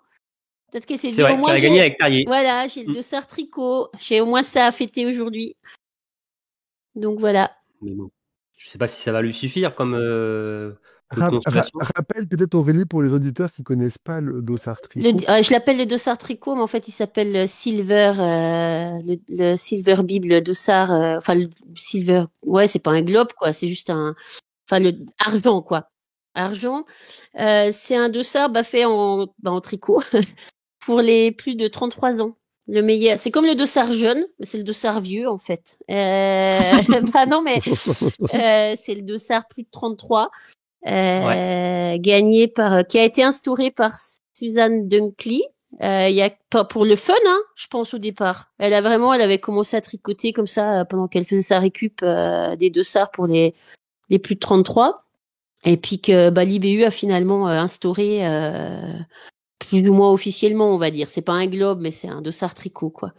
Moi, je trouve ça sympa. Perso, je trouve que c'est chouette. Moi aussi. Oui, c'est bon enfant. Ouais, c'est bon enfant. Et puis, c'est remarquable aussi, finalement, de noter ceux qui sont encore là, à plus de 33 ans, et qui performent plus ou moins, mais qui sont les meilleurs de leur tranche d'âge, quoi. Le dossard senior. Voilà, le dossard senior, c'est peut-être plus correct. Voilà, donc, et Doro Wierer pour finir, hein, qui finit finalement 13e classement général de la Coupe du Monde. Donc, c'est pas si mal. C'est pas si mal au vu de oui. Après, on sait que c'est ce qui compte pour elle surtout, c'est l'année prochaine, 2 semaines à Antols. Donc après, on sait que bon, à l'inverse des Françaises, Doro n'a pas de crainte à avoir pour sa place dans sa sélection en équipe A, donc il n'y a pas ce stress-là d'Euro d'être performante tout au long de l'hiver. Ouais. Évidemment, on verra d'Euro forcément Milan Cortina Chez elle. dans au moins un an, exactement. Et pour finir, Aurélie, ta contre-perf. C'est pas une vraie contre-perf, hein, mais je voulais juste parler un peu d'Ingrid qui fait un week-end très très compliqué, qui fait pas un bon sprint, qui a des petits soucis sur la poursuite, et puis qui échoue finalement à 3 dixièmes de se qualifier pour la Master. Donc c'était quand même un peu, elle était tristoune. C'était un peu triste. Ingrid qui est quand même qui a une saison plus que compliquée. On en a déjà parlé dans les précédents podcasts. Catastrophique. Hein. Il y a cette victoire certes, mais Bah, là c'est une saison à ouais, oublier. c'est une saison totalement oubliée. Cette victoire est plutôt anecdotique finalement qu'autre chose. Ingrid qui se pose même des questions, hein, si est-ce qu'elle continue, est-ce qu'elle va retrouver la motivation pour continuer et se relancer dans un entraînement tout l'été pour la saison prochaine. Je pense que oui. Je pense que c'est la déception du moment qui l'a fait parler, mais bon, week-end, je pense que c'est pas le week-end qu'il espérait à la maison, voilà. En revanche, elle est revenue finalement souriante le dimanche pour fêter la fin de carrière de ses camarades d'équipe. Justement, Aurélie, c'est le moment de revenir sur Johannes et Tarjei. Bonne transition, Aurélie. On va passer aux hommes et donc on va commencer honneur donc aux frères Beu. Aurélie, déjà, personnellement, comment toi t'as vécu ce week-end et notamment ce dimanche, cette dernière Master? Ah mais c'était compliqué. Enfin, c'était beau quelque part parce que. Tout le monde veut savoir, est-ce que tu as pleuré? Oui. Oui, Est-ce que tu as beaucoup pleuré? Alors, j'ai pas pleuré à chaudes larmes, mais j'ai quand même eu la larme à l'œil souvent. Parce que déjà tout a été fait sur le site, faut le savoir, pour célébrer les frères Beu. Ils ont mis des grandes lettres Beu. Ils ont mis des affiches un peu partout. Merci pour tout. Ils sont un peu partout. La station de ski Holmenkollen, ça a été redécoré avec un numéro de téléphone où on peut envoyer un message d'adieu aux frères Beu, un pour Tarjei, un pour Johannes. Enfin, tout est fait. Dès qu'on arrive à Holmenkollen, en fait, déjà, on sent qu'il y a un truc, quoi. Ils ont fait un mini musée avec des pancartes pour retracer l'histoire des frères Beu, leur grande victoire, ensemble, avec année par année. Enfin, déjà, on a quand même un petit peu pris par l'émotion, si c'est des athlètes qu'on aime bien, quoi. Et donc, et puis il y a pas que ça, il y a les sponsors ont joué le jeu. Fischer ont fait des skis Beudium, ils ont fait des skis à leur nom. Leurs gants, c'était écrit pareil avec les sponsors, les gants dorés qu'ils avaient à la fin, c'était aussi écrit merci pour tout de la part du sponsor. Enfin, tous les équipementiers ont joué le jeu. Enfin, tout est fait pour tirer la larme à l'œil quand même, faut le dire. Et puis cette fin, ils ont pas. Enfin, c'était beau quand même de voir Johannes gagner une dernière victoire. C'est dommage pour Tarjei qui était un peu réduit ce week-end. Dommage, c'était dommage, ouais. Après, je pense qu'il était pas en forme non plus pour la Mastart, mais il a voulu participer pour dire au revoir, enfin pour faire une dernière course finalement. C'était beau de les voir. Enfin, honnêtement, sérieux, c'était beau de les voir arrêter en même temps comme ça les deux. Tarjei a pas la carrière de Johannes, mais Tarjei a été là longtemps aussi. Ça reste quand même aussi une légende du ski norvégien, enfin du biathlon norvégien. Je sais pas. C'est hommage à tout la caravane qui leur a fait un hommage à la fin, qui leur a dit même CB, il leur a dit qu'il allait leur manquer. Non mais CB. On va en parler. Oui, est venu dire qu'il leur souhaitait une bonne carrière, qu'il leur manquera parce que ça reste le plus grand ennemi finalement. Non, c'était beau. Après, je regrette juste que j'ai beaucoup pensé à Martin en fait. Je regrette que Martin ait pas eu une aussi belle fin de carrière. Je pense qu'il aurait pu l'avoir même à Holmenkollen. Il est très apprécié à Holmenkollen. Mick Martin a manqué. Le timing était pas bon. Il a manqué quelque chose finalement. Donc ouais, très très ému, mais très très belle fin de carrière. Ça pouvait pas être mieux quoi, à domicile comme ça ensemble. Donc, c'était beau, voilà. C'était Beu. C'était Beu, ouais. C'était Beu. C'était très Beu. Ouais. Et puis acclamé partout, le public. Je pense que pour eux ça devait être très très, vraiment dans l'émotion totale. Ils avaient la larme à l'œil aussi eux, Ils pleuraient, Se moquaient de moi, mais. Mais est-ce que tu penses, Aurélie, qu'ils vont quand même rester assez présents médiatiquement ou en s'exprimant, je sais pas, en commentant, en s'exprimant, ou que c'est plutôt des gens, tu penses, qui vont revenir à des choses de leur vie et que finalement on va moins les... Forcément Bah, moins, mais tu vois, je comment pense, tu le sens? je pense qu'on va moins les voir. Après, je lisais une interview de deux où ils disaient qu'ils avaient envie de rester présents dans le monde du biathlon, de marquer leur Ouais, empreinte d'une autre manière. Euh, par contre, là, ils sont totalement dans l'optique, toutes les interviews qu'ils ont fait, même là après course, dans les tribunes et tout ça, ils sont dans l'optique maintenant de profiter, hein. Ils ont envie de profiter, enfin, ils ont envie d'être présents pour leur famille, pour leurs enfants. ouais. Je pense qu'ils ont envie de faire une petite, plus ou moins petite, moyenne, grosse pause. Après, je pense qu'on les reverra forcément sur le circuit, avec un rôle ou un autre, et puis, ne serait-ce qu'en, Apparemment, Tariebe voudrait être consultant ouais, par pour la exemple. télé Ouais. norvégienne. Mais il commence Donc, à être beaucoup, hein. Il y a Björn Dalen, il y a Tyrrell, il y a Svensson, il y a Martin. Ils commencent à être nombreux, les Oh, consultants. les anciennes Après, gloires. ils vont devoir faire des sélections pour les consultants ouais, aussi en Norvège. ouais, la charge mentale s'arrête jamais. Le stress. Mais non, après, je pense qu'ils sont tous pères ou mères de famille, sauf Tyrrell. Donc, je pense qu'ils sont tous contents de pas faire tous les week-ends non plus et de se passer la balle, entre eux pour aller voyager sur les différents sites. Mais oui, je pense que Tarier, mais en plus c'est des personnages l'un comme l'autre, c'est des très bons, enfin comment dire, des très bons invités à avoir sur un Eh plateau oui, télé parce qu'ils sont bien rigolos, sûr. ils sont sympas, ils sont extravertis, ils se moquent facilement des autres, ils se moquent facilement d'eux-mêmes, ils sont sympas à voir ensemble, ils se moquent l'un de l'autre aussi très facilement, tout en sachant qu'il y a vraiment beaucoup de, je sais pas, d'affection entre eux. Donc ils sont très bons publics finalement sur un plateau télé. Donc je pense qu'on les reverra forcément, en tout cas en Norvège, dans le paysage médiatique. Il y a une interview d'ailleurs de Doro des deux frères Beux là qui va être Ouais, diffusée. J'ai hâte de voir ça. En tout pareil. cas, tu es contente de ce qui s'est passé pour les Ferbeux, Aurélie. Ah, Tu es contente de ton week-end. je suis triste que ce soit fini. C'est quand même une époque qui s'arrête, hein, il faut le dire aussi, Ah hein. oui, bah faut le dire, hein. Ouais, C'est la fin d'une ère, la c'est, fin d'une ère de domination avec des grands champions, des grandes légendes. ouais, Alors certes, Tariebe n'a peut-être pas le palmarès de Martin, Johannes ou Ole Dalen, mais c'est quand même, il a fait le lien entre tous ces athlètes avec Céline Jensen exactement. aussi, j'oublie pas. Ouais, Et là, on euh, part vraiment sur une page blanche ou presque, quoi, en fait. ouais. En plus on a là pour le coup l'équipe norvégienne, il reste, on a Sturla qui gagne le Gros Globe cette année, c'est tout à fait mérité, mais c'est vrai que derrière c'est quand même des petits jeunes. On a Vetley qui visiblement arrête aussi le biathlon. Donc là c'est quand même, Ah oui? apparemment, ouais. Il arrête Il le arrêterait, biathlon hein. cette année? En tout cas il est en discussion. En tout cas il a l'air. En tout cas il veut Ah. pas continuer comme ça. Donc il arrêterait le biathlon pour se concentrer sur le fond. Déjà qu'il a Donc à commencé ce voir. week-end, déjà, il était déjà Ouais, au fond ouais. sur la Coupe de Norvège. Je pense qu'il a envie d'aller à Milan. Et donc il a Il y a senti de la que place en fond bah, en pas trop, Norvège? Ouais. mais en fait je crois que visiblement il veut se concentrer sur un format de course et essayer de gagner sa place, Mais j'ai lu aussi que après ils sont un peu furax, hein, à la Fédé norvégienne, hein, parce qu'il a quand même beaucoup parlé dans les médias dernièrement Oui. et ils sont un peu furax que le linge sale se lave comme ça médiatiquement.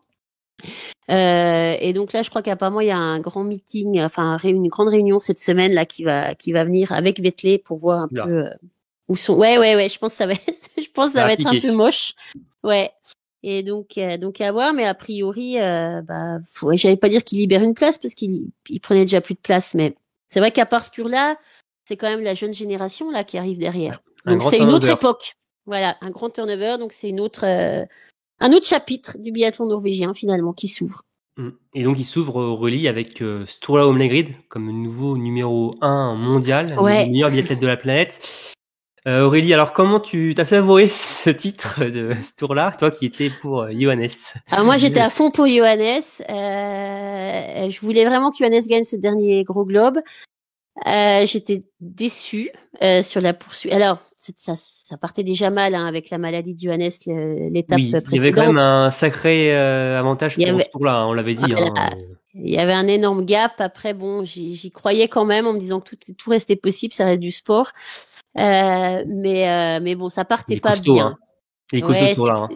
Et il est Oh là costaud, là. sur là. Au tir, Il est costaud. S'il avait, s'il avait fait un moins bon sprint, ça aurait pu le faire. Mais bon, il reste là, hein, sur là. Hein. Il tient. Avec des scies, hein, Lou aurait remporté le gros globe, hein. Mais je sais bien. Puis sur là, il le voulait, ce gros globe, hein. Après, il a dit que c'était quand même compliqué pour lui, hein, parce qu'il a quand même aussi une affection très particulière pour Johannes. Je pense qu'il avait un cœur de supporter comme nous, qui voulait voir Johannes gagner son dernier gros globe. Et puis il avait son ego de sportif, où il s'est dit ouais, j'en ai marre des deuxièmes places. Cette année, il est pour moi. Le compétiteur a gagné et c'est normal.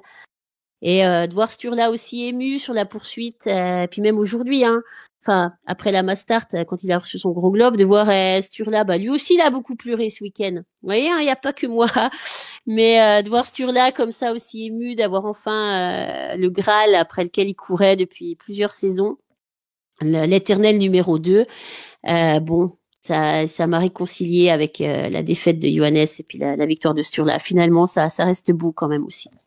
Et puis Johannes, il avait l'air content aussi pour Sturla. Je pense qu'il avait lâché l'affaire finalement le week-end dernier. Je pense qu'il y croyait plus lui-même, mais qu'il a voulu faire un dernier beau week-end.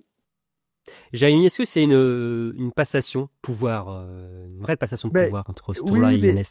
Oui, il faut qu'on apprenne à l'aimer parce que pour l'instant, quand même, Johannes et les frères Bö faisaient un peu écran. C'était les plus francophiles des Norvégiens. Ils étaient au Grand Bornand, ils étaient comme chez eux. C'était un peu amis avec Emilia Jacquelin, ça. Donc on avait l'impression que c'était un peu les plus francophones des Norvégiens, quoi. Et donc là, sur là, on le connaît moins bien, on le voit. Passation, oui, clairement, dans les faits, oui. Après, il n'a pas. Moi, ce que j'aime beaucoup, c'est un peu cette flamboyance à ski. Vous voyez? De ce côté, la giclette de Martin, les accélérations de Johannes permanentes, cette marche sur les skis qui font qu'on dit ah bah oui, c'est le leader incontesté, c'est Johannes. Il a pas ça, il a la régularité au tir, il a le mental. Et donc, est-ce qu'il va pouvoir s'installer sur plusieurs saisons à ce niveau-là, sachant qu'il est sur les skis, c'est jamais lui qui a le meilleur temps, quoi. Donc, je sais pas si c'est une passation. Puis, ouais, moi je suis un peu d'accord avec toi parce qu'en plus, faut savoir que, faut savoir, on le sait, mais Sturla, c'est pas, il est quand même deuxième depuis un moment là. Donc ça veut dire qu'il performe au top niveau. Il avait juste le problème Johannes devant lui en fait. Mais sinon, peut-être à une autre époque, il aurait été gagnant du Gros Globe depuis plusieurs saisons. Est-ce qu'il va tenir et gagner finalement le Gros Globe les 5 prochaines années? Il me paraît quand même moins solide à ski effectivement qu'un Johannes. Donc je le vois pas revenir avec finalement le palmarès de Johannes non plus. Après, ça restera un compétiteur redoutable les saisons prochaines, je pense. C'est certain, il est pas. Il s'avancera en favori. On en parlera sur les previews, mais forcément avec ce statut, avec aussi l'avance qu'il a au général finalement. Hein, il y a quand même un écart avec Perrault 3e. Il y a quand même une longueur d'avance sur la concurrence sur l'homme grid, donc on peut pas lui enlever ça quand même, que c'est quand même une grosse saison et que il mérite complètement ce gros globe et qu'il le mérite. Il fait la différence avec les autres quand même. On parlait de Johannes, mais non, qui n'est plus là, Aurélie.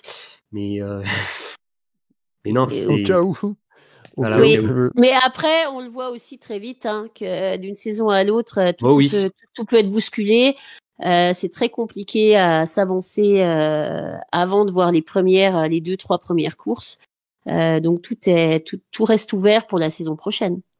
Oui, puis c'est pas pareil d'être un peu le deuxième, le dauphin annoncé le chasseur, de Johannes, le chasseur, et celui qui, là, avec un statut de oui, t'as gagné l'an dernier, t'es le favori, t'es le leader de l'équipe, t'es peut-être le finisseur du relais. Enfin, c'est toi qui portes quand même pas mal les choses, et donc là, ça peut aussi être pas facile à gérer, mais oui, c'est un grand biathlète, mais on a moins cette affinité pour l'instant Bah, il est plus sérieux, quoi, Sturla. Il est plus. Ouais, il est timide quand même, un peu. Ouais. Oui, mais je trouve que là, ces dernières années, il s'est ouvert un peu plus. Mais c'est vrai que les premières années, il avait un côté un peu geek, quoi, du biathlon.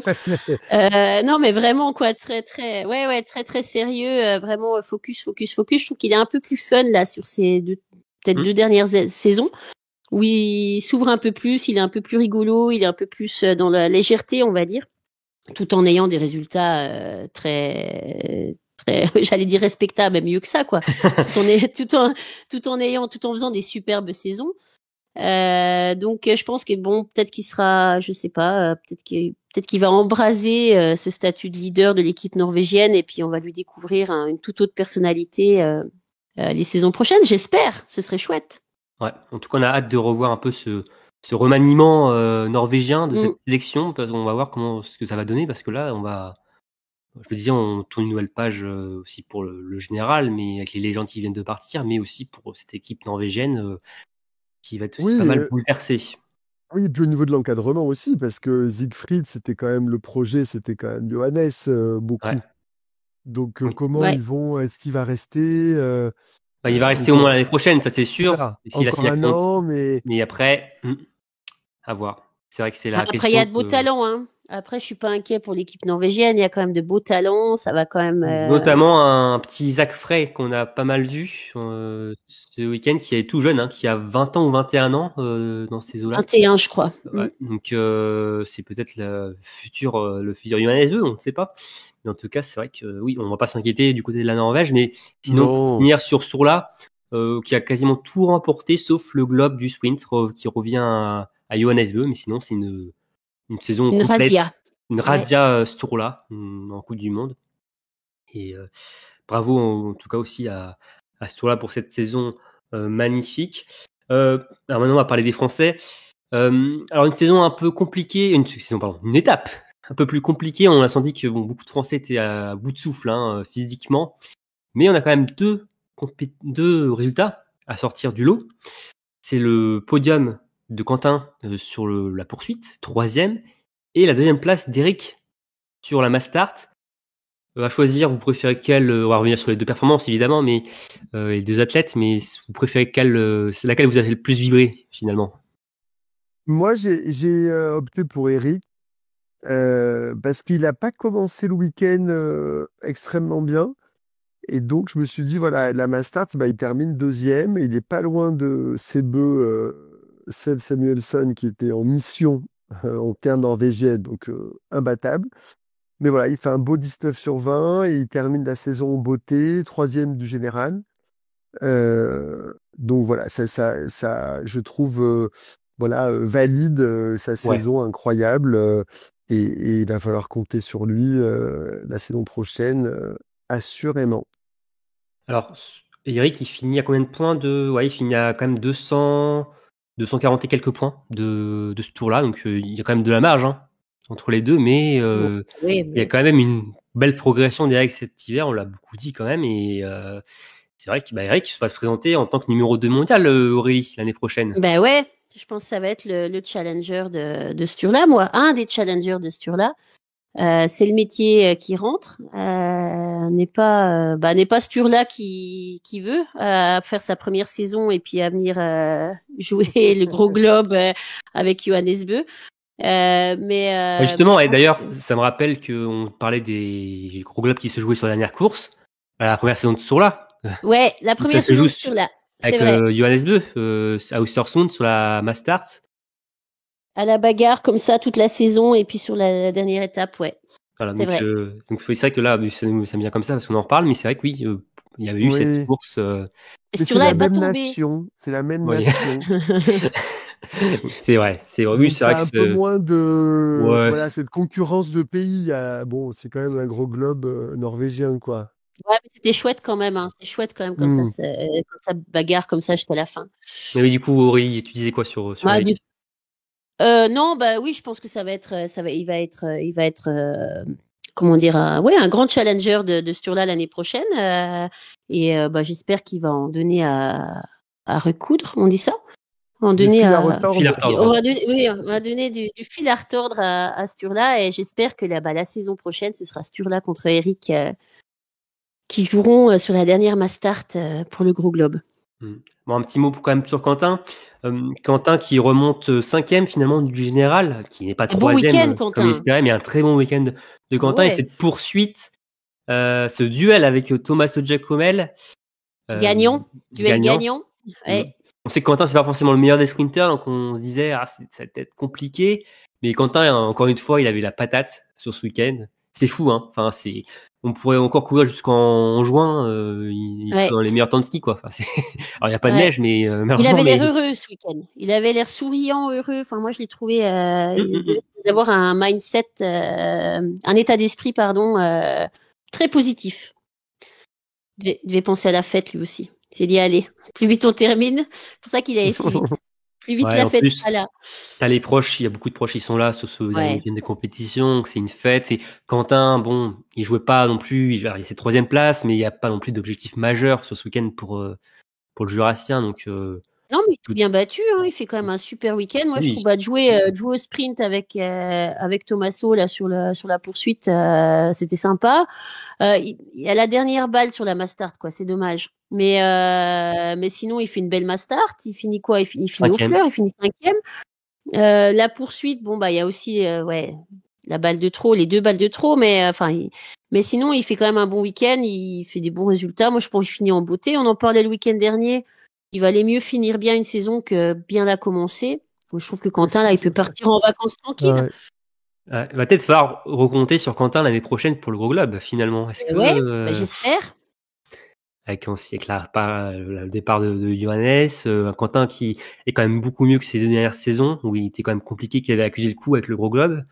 Saison olympique, ça avait réussi il y a quelques temps. Pourquoi pas? Ce serait en tout cas chouette de revoir Quentin jouer un classement général. On n'y est pas encore, hein, forcément, mais en tout cas, c'est une très belle fin de saison pour Quentin qui donc finit cette saison avec une victoire à Oberhof sur le sprint, mais plusieurs podiums et beaucoup de fleurs aussi. Et donc une 5e place au classement général, derrière Samuelsson 4e et devant Tommaso Giacomel 6e. Le biathlète quand même qui a perdu pas mal de place ces derniers temps sur cette fin de saison au général, c'est Emilien Jacquelin. Emilien Jacquelin, bon, lessivé quand même sur cette fin de saison, Ouais. quand même. Compliqué là. Physiquement, mentalement, clairement ce sprint, ce tir debout avec 4 fautes là, ça a été compliqué. Ouais. Et même cette réaction, alors j'ai pas compris, j'avoue, où il pointe le doigt vers le public, doigt sur la bouche après avoir réussi sa dernière balle. Bon, j'avoue, je suis un peu. Ouais, enfin, il vient d'en louper 4, donc il n'est pas dans un très bon état d'esprit, je pense, à ce moment-là. Par Ouais. contre, Il est la un Mastart, peu- on en parle, la Mastart, oui.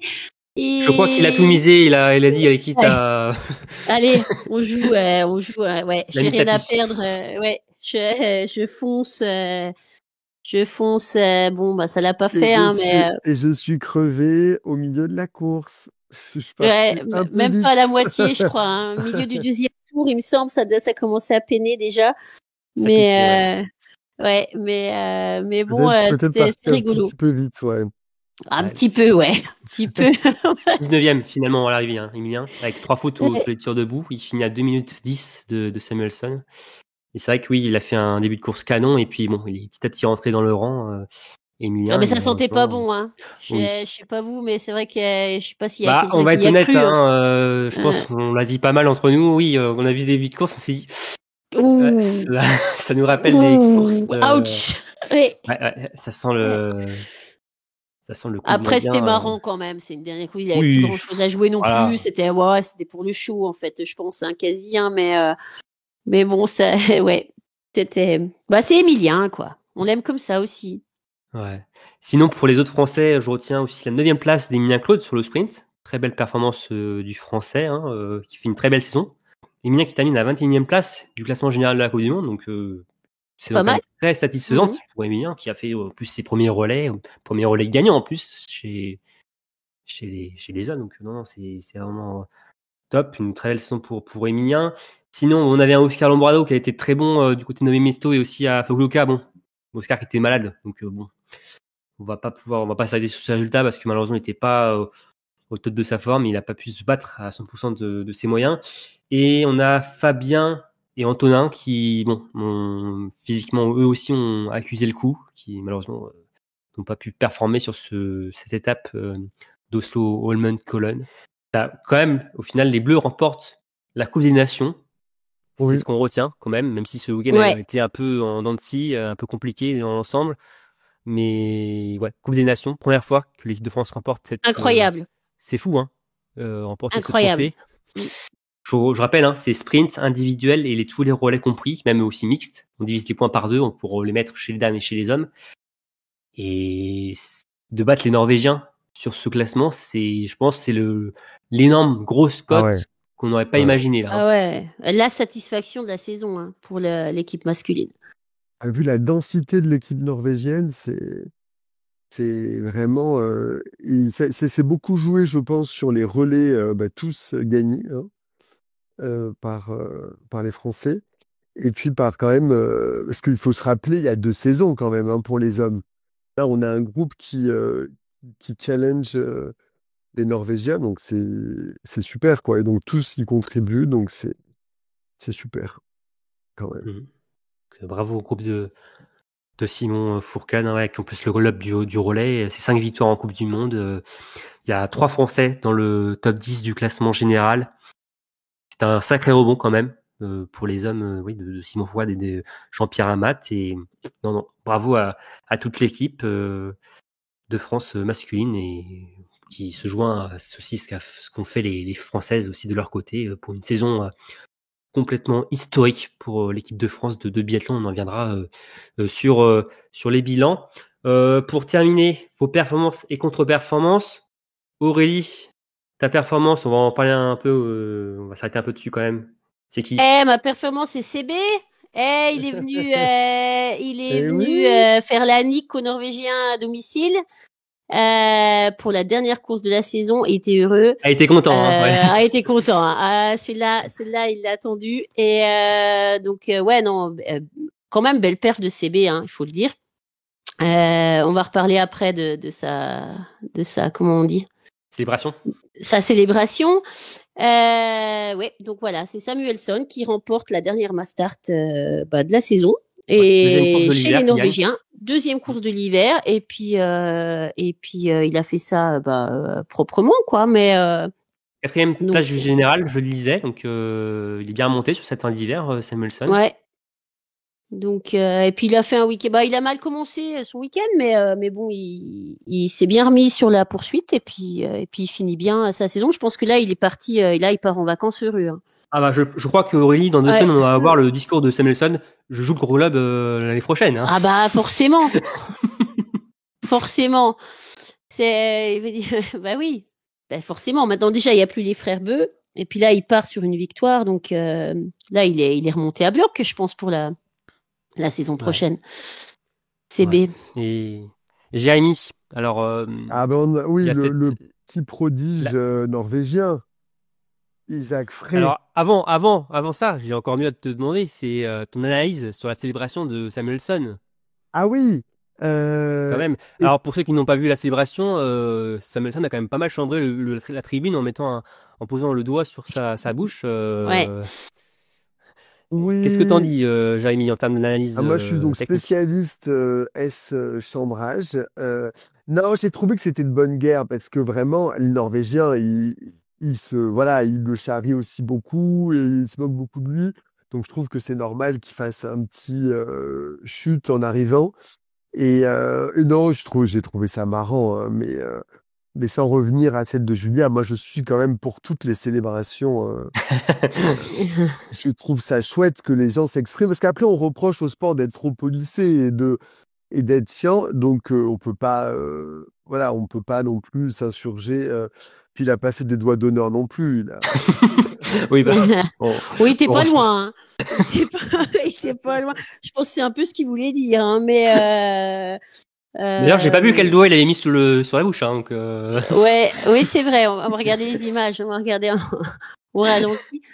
Mais moi, j'ai trouvé ça génial, hein, perso. Mais j'ai trouvé que c'était, comme tu dis, de bonne guerre. Ça s'est chambré tout l'hiver. Souvent, ça a des faveurs par ailleurs.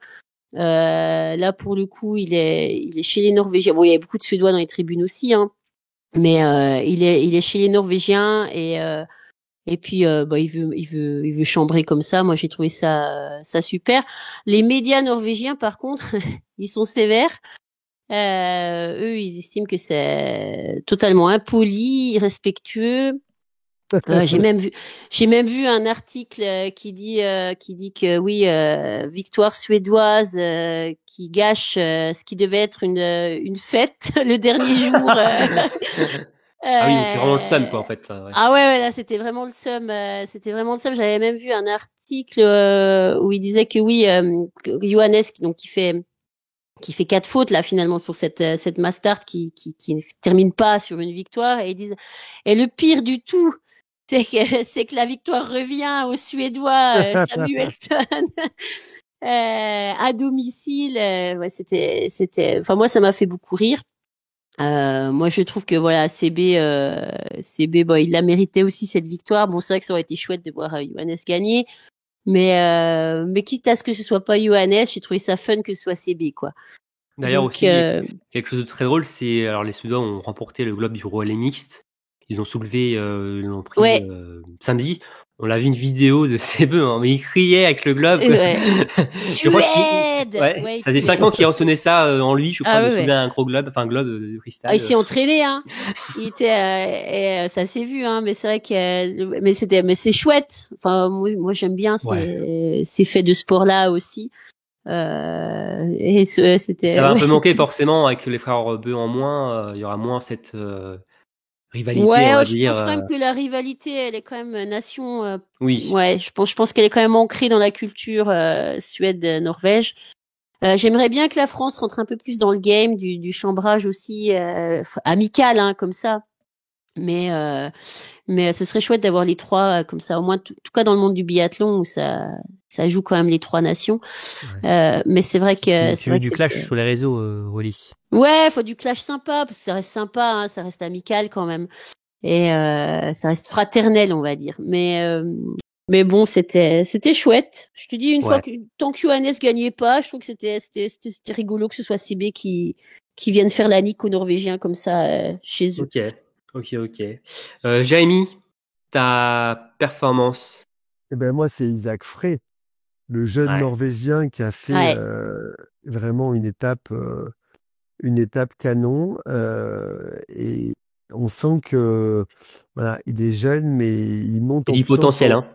Il y en a sous la spatule, hein. Ouais. T'en parlais souvent quand tu donnais les résultats de l'IBU Cup, on entendait quand même beaucoup ce nom-là, hein. Isaac Frey, donc là. Vainqueur du général IBU Cup, hein. Oui, et 4e du sprint, 5e de la poursuite, 9e de la Mastart. Il s'est pas laissé impressionner, hein. Et surtout, à la différence de beaucoup de ses collègues, sa qualité première, Isaac Frey, c'est notamment son tir, en fait. C'est pas les skis. C'est ça qui est assez impressionnant. On sait que les Norvégiens s'appuient surtout sur le ski. Là, on sent déjà qu'à 21 ans, le Norvégien, il a 96% sur le coucher, donc déjà, il est déjà hyper costaud, quoi. C'est fou, hein. Ouais, ça nous promet des belles rivalités avec Eric et les autres et tous les jeunes. Et notamment Jacomel, Jérémy, qui t'a un peu déçu. Depuis deuxième partie de la saison, il faisait quand même beaucoup de podiums. Il quittait pas les fleurs. Et là, ça a été pas eu de podium, quoi. Mais c'est pas non plus dégueu, hein. Oui, parce que en vrai, 6e, 4e, 8e, t'es quand même dur. Hein. Non, mais c'est que je l'attendais vraiment sur le podium, Jacomel, mais non. Oui, moi aussi, je l'attendais sur le podium du général, même, tu vois. Mais en fait, il n'y a pas eu les Allemands. Sinon, comme contre-perf, j'avais les Allemands parce que, bon, Roman Ries 15e. Ouais, en collectif, tous les Allemands. Ils n'ont pas fait non plus des merveilles. C'est une déception, de toute façon, générale cette saison. Hein. On se répète chaque week-end. Mais du coup, relatif, quoi, parce qu'on en attendait. Enfin, moi, j'en attendais pas grand-chose des Allemands. C'est une déception, finalement, en fait. Ouais. J'aurais été même surprise. Enfin, je les aurais mis en perf, quoi, s'ils avaient fait un top 5. ou des fleurs. C'est vrai qu'on avait vu à un moment donné Taino Rittmüller, l'allemand, notamment Grand Bornand, qui avait un podium, qui était bien classé et donc est rentré dans le rang complètement après. Et ses collègues aussi. C'est heureusement que Prost est là, honnêtement, et notamment aussi Senna Grossian, parce que sinon c'était la Bérésina cette année. Tristoun, hein. Ouais. Donc, non, mais c'est vrai que Giacomelli était quand même un peu dur. Jérémy, c'est vrai qu'après, en termes de contre-perf, c'est peut-être aussi compliqué à plutôt trouver. les Allemands, mais après, oui, une Ponsilio, Mac, oui, il y avait d'autres gens qui n'ont pas brillé non plus complètement. Bref. Aurélie. Moi, je vais revenir sur Emilien. Je disais tout à l'heure que voilà, il vaut mieux bien finir une saison que bien la commencer. Bon, Emilien, pour le coup, c'est raté. Il fait pas un beau week-end.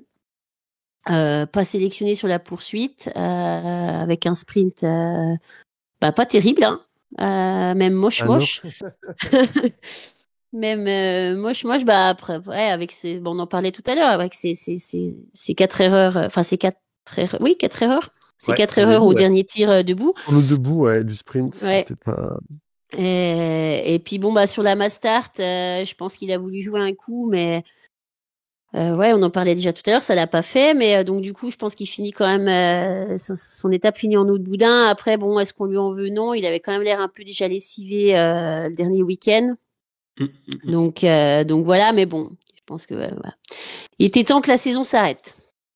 En effet. Bien. Alors pour finir, un petit détour par les saisies, puisque ce sera les chemins de France aux saisies d'ici quelques jours, ce week-end. Alors la Coupe du Monde est terminée malheureusement, mais il y a encore quelques courses pour les biathlètes français. À partir de vendredi, avec les Mastart U17 et U19. Samedi, les relais dames et hommes. Et dimanche, ce sera les Mastart dames et hommes avec donc les A. Donc pour clôturer définitivement cette saison 2024-2025, donc au saisie pour les championnats de France. Toujours une belle fête. Donc si vous avez l'occasion d'y aller, allez-y si vous pouvez, parce que c'est toujours de très belles courses, toujours très sympa, avec aussi des athlètes français qui prennent leur retraite. D'ailleurs, il y a Ambroise Monny qui arrête, le français qui a fait des courses en Navy Cup, qui a mis un terme à sa carrière. Je ne crois pas qu'il sera d'ailleurs au chemin de France. Il a arrêté sur la Coupe de France ces derniers jours, mais peut-être qu'il y aura aussi d'autres annonces, sans doute, d'athlètes français. Donc allez-y si vous pouvez aller au saisie pour fêter, célébrer aussi nos champions qui ont fait une très très belle saison. Bien, Aurélie, Jérémy, je crois qu'on a fait le tour de cette fameuse étape d'Oslo-Holmenkollen. C'est la fin. C'est vraiment la fin? Alors, pas tout à fait, Aurélie, parce qu'on va revenir pour les bilans dames et hommes. Ah. Mais c'est vrai que c'est un peu la fin des débriefs. Et donner peut-être nos pronos de début de saison, voir si on a été bon cette année. Exactement, on va donner nos pronos. Ça, on n'est pas obligé. Hein. Nos grosses cotes. Je suis pas sûr que ça intéresse les gens, moi. Je crois pas. En grosses cotes, on a été plutôt très bon, il me semble, de manière générale. Donc, on fera un point. Moi, j'étais pas mal, je crois, si j'en crois les scores. Mais on verra ça. Trucs, on verra ça, Jérémy. On fera un point sur les bilans donc dames et hommes qui viendront d'ici quelques jours. Je vais pas vous donner de date parce qu'on ne sait pas encore quand on va les tourner, mais ce sera prochainement, évidemment, et forcément, durant l'intersaison, vous aurez aussi des interviews avec des athlètes qui ont fait la saison, qui ont fait l'hiver, et on se projettera aussi évidemment sur l'hiver à venir, l'hiver olympique qui sera évidemment aussi très très passionnant. Bien, merci à tous les deux, Aurélie et Jérémy, c'était un plaisir de vous avoir sur les débriefs cet hiver. Bravo à Aurélie pour ce grand chelem, d'avoir fait tous les débriefs. Bravo. On n'a pas manqué un débrief cette saison. La taulière, on l'appelle. Je sais sur qui je peux compter au moins, ça c'est très bien. Je te remercie de le noter et de le faire savoir. Voilà. Qui sacrifie ses dimanches soirs Oui, c'est vrai qu'on tourne ça des fois très très tard, des fois après les courses. Et non, mais en tout cas c'est un plaisir d'avoir partagé cette saison avec toi, Aurélie, avec aussi toi, Jérémy, et tous les autres aussi. Si je dois citer Cassandre, Mila. Il y a qui d'autre? Je ne me souviens plus. Marine aussi, évidemment. Alors, je ne vais pas citer Emric, qui nous a abandonné lâchement cette saison. Mais qu'on salue aussi, évidemment. Peut-être qu'il sera là sur un bilan. Pourquoi pas? Il va venir la fleur au fusil après une saison. Oui, justement, il était là sur un preview. maintenant. Il va nous faire le bilan alors qu'il n'était pas là durant la saison. Ça serait quand même vachement intéressant d'avoir son avis. Mais en tout cas, non, c'était une super saison à vivre avec vous. Et comme je le disais, ce n'est pas fini. Il reste encore les bilans à faire d'Amiens pour revenir donc sur tout ce qu'on a vécu cette saison. Donc on part pas en vacances alors, c'est pas encore non, le moment. Encore un peu de rab. Oui. Ok, ça marche. Tu pourras poser tes congés encore après tout cela. Ok. Merci à tous les deux. Merci à tous. Évidemment, de nous avoir écoutés durant cette saison. Un grand merci aussi pour tous vos commentaires, d'avoir débattu avec nous. Ah oui. J'ai un bonnet à offrir. Ah, t'as un bonnet à offrir. Alors j'espère que pour ceux qui sont restés là, en tout cas. Alors ceux qui sont restés là, j'ai un bonnet d'Holmen Collen à offrir que j'ai gagné. Donc du site d'Holmen Collen, c'est écrit c'est un grand H pour Holmen Collen et puis je crois que c'est écrit Ski Fest, enfin fête du ski dessous ou Ski Festival peut-être. Je sais pas comment le faire gagner, peut-être le premier commentaire ou je sais pas, Romain. Alors vous mettez un hashtag bonnet pour là où vous écoutez le ouais le ou hashtag Aurélie. Ou hashtag Aurélie ou hashtag bonnet sur les réseaux sociaux. Si vous écoutez sur Spotify ou autre, vous pouvez mettre un message privé sur Instagram. On fera après un tirage au sort entre vous tous et on vous tiendra au courant pour ce tirage au sort. Mais oui, c'est vrai qu'il y a ce bonnet à gagner qu'Aurélie a eu. À gagner. À gagner, d'ailleurs, justement. C'est un bonnet qu'a porté Johannes. Non, malheureusement, non, il est encore sous blister. Il est malheureusement. Mais je peux mettre une photo du bonnet si jamais vous voulez voir le bonnet avant de savoir si ça vaut le coup de le gagner. Mais il est sympa. Hein. C'est un bonnet d'Holmen Collen. Écoute, ça vaut le coup. Hein. Ouais. Bon, allez. Vous mettez un hashtag bonnet ou hashtag Aurélie et dans les commentaires sur YouTube, sur Instagram. Aurélie la meilleure. Sur Facebook. Il faut écrire tout ça. Ça marche. On fera tirage au sort. Bien. Merci encore à tous les deux. Merci à tous donc de nous avoir écoutés durant toute cette saison. N'hésitez pas à liker, à partager notre contenu, donc aussi à réagir aussi sur cet épisode, sur forcément cette lutte entre Franziska Preuss et Lou-Jean Monod. Merci à tous et on vous dit à très vite pour un nouveau numéro de Biathlon en live. Salut tout le monde. Ciao.